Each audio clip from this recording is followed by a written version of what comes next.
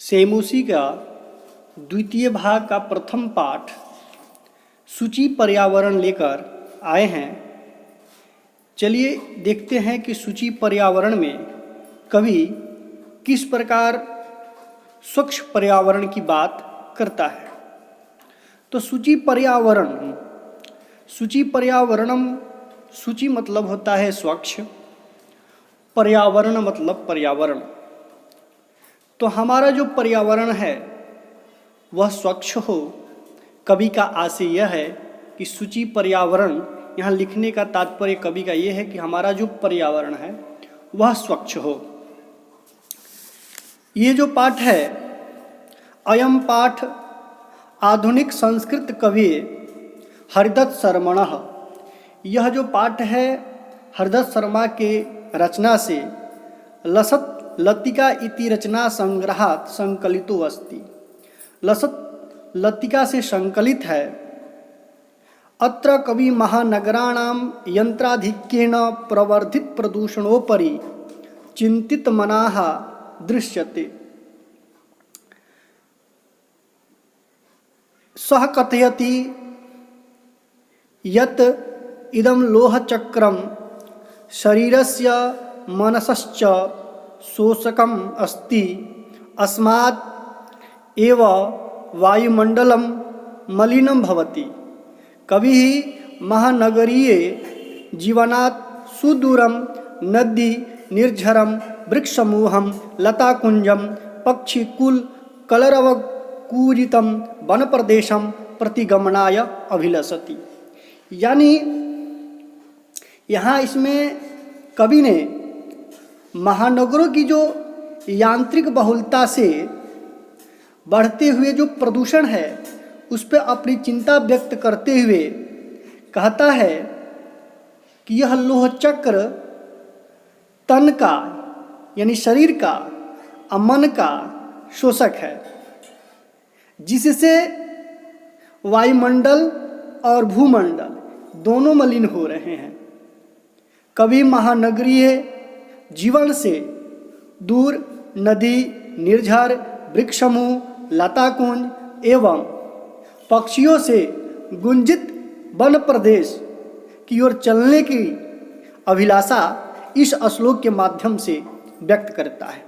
तो चलिए हम श्लोक पर चलते हैं। ध्रुवहम अत्र जीवितं जातं प्रकृतिरेव शरणं शुचिः पर्यावरणम्। महानगर मध्ये चलत अनिशं कालायः सचक्रं मनः शोषयत् तनुः पेशयत् भ्रमति सदा वक्रं दुर्तान्तैर्दशनै अमुना स्यानैव जनकर्षणम्। अब यहाँ हम देखते हैं एक एक शब्द का अर्थ देखेंगे और उसका भावार्थ देखेंगे। तो दुर्वहम अत्र, यहाँ जो दुर्वहम अत्र है, यहाँ दो शब्द हैं, एक तो अत्र है एक दुर्वा है। अत्र का मतलब होता है यहाँ, दुर्वा मतलब कठिन, जीवितम मतलब जीवन, जातम प्रकृति रेव शरण, प्रकृति मतलब प्रकृति एव मतलब ही। यहाँ दो शब्द हैं, प्रकृति एव माने प्रकृति ही, शरणम यानी रक्षक। कवि कहता है कि अत्र मतलब यहाँ, जीवितम यानी जो जीवित मतलब जीवन है वह दुर्वा हो गया है यानी कठिन हो गया है, और उसका रक्षक ये वह शब्द का प्रयोग कर रहा है। ये मतलब केवल वह प्रकृति का प्रकृति ही शरण है। यहाँ जो जीवन है, महानगर के बारे में बात करते हैं, प्रदूषण के बारे में बात कर रहे हैं कि यहाँ जो जीवन है, कभी कहते हैं कि यहाँ जो जीवन है यहाँ कठिन हो गया है, प्रकृति ही एकमात्र उसकी शरण है।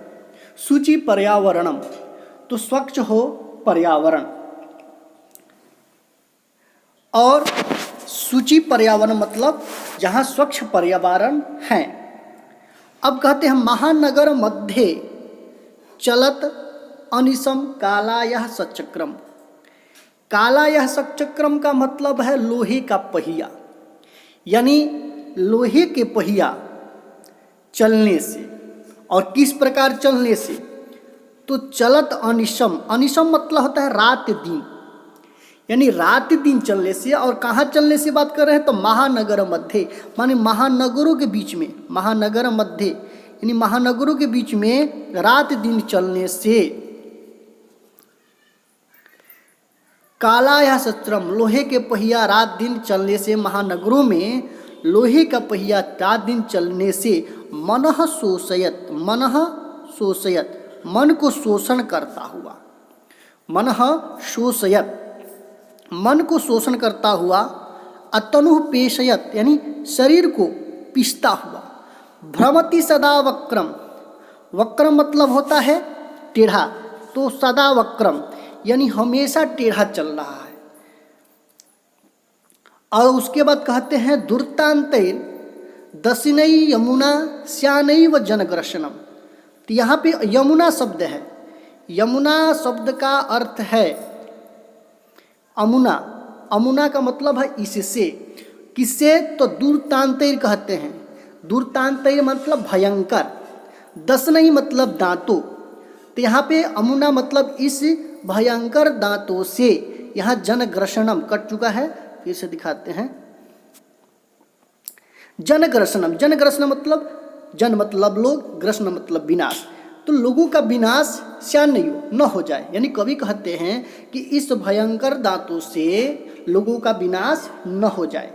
यानी कवि का आशय यह है, कवि कहना चाहता है कि महानगरों का पर्यावरण जो है वह प्रदूषण यानी पूर्णतया दूषित हो चुका है, वह लोगों के रहने योग्य नहीं है। यहाँ तक कि पृथ्वी, जल, वायु, आकाश सब कुछ प्रदूषित हो चुका है। कहीं ऐसा भी न हो कि मानव का विनाश हो जाए। इससे पहले कवि कहता है कि इससे पहले उसे स्वच्छ पर्यावरण में जीवन यापन करना चाहिए, वापिस प्रकृति की तरफ चलना चाहिए। क्योंकि आधुनिक जो जीवन है वो आधुनिक जीवन शैली मानव का विकास नहीं है अपितु विनाश है। इस श्लोक के माध्यम से, ये जो पहला श्लोक इन्होंने लिखा है, ये कहते हैं आधुनिक जो जीवन व्यक्ति आधुनिक जीवन का जो सुख सुविधा ले रहा है वह आधुनिक जीवन विकास नहीं अपितु विनाश है।